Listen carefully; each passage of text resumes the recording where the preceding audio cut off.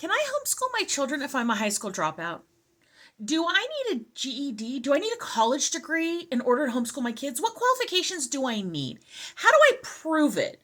What records do I need to keep on hand?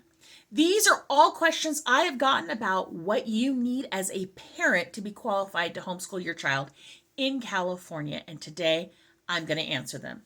I'm Jacqueline. This is Homeschool Hangout.xyz, where I, a veteran homeschooler of 17 years, share my experience and the rules of homeschooling in California so that you can go forth in confidence and calmness and educate your students. If you like these kinds of California-specific question answering videos, do me a favor, thumbs up, like, subscribe, buy me a coffee at buymeacoffee.com/homeschool hangout XYZ, join my Facebook group, all the things. Let's get into it. Okay, so I saw a bunch of conversations, and I've been asked over the years lots of times about what you need to do in order to be qualified to homeschool your children. And just to verify, I even went to the private school department of the Department of Education in California and checked these answers just to make sure that we're on the same page. Nothing. There are no requirements. You don't need to do anything. You don't even really need to have anything other than who you are as a record to homeschool your children. Seriously. I had heard a rumbling on a group where someone says you have to have at least a GED. It's what the law says. So I type into my contact at the private school private school department, and he basically said there are no requirements. And when I say that literally, all the education code says, and this is directly out of the education code, a person capable of teaching. There's no legal qualifiers. Now some people say, oh, well, then that means you have to prove that you're capable of teaching. No, you don't. And and when I'm talking to people who are interested in homeschooling, I'm going, you taught your child how to talk. You taught your child how to go to the bathroom, hopefully, in a toilet. You taught them how to walk, talk, do all the things, feed themselves. You're capable of teaching. Now, sometimes that does mean if there's a subject you don't understand, you need to get books, you need to get resources, you need to get help. That all means you're capable of teaching. I'm capable of homeschooling my children in aeronautical science. I don't know anything, well, I know a little bit, but I don't really know anything about aeronautical science. I know how to get them the resources. So there is no education or experience requirement at all for the state of California other than being capable of teaching. Now, I will say you have to teach in English.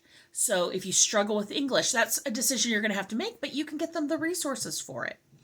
Remember, you're overseeing their education. You don't have to have all the knowledge in your head to teach them everything. That's not what a capable teacher does. Matter of fact, that's a recipe for disaster if you're teaching everything out of your head and not using anything else. Okay, so we've covered.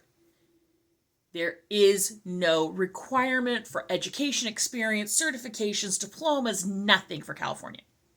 Now, the next thing I asked, I was always told, you should keep a resume in your file.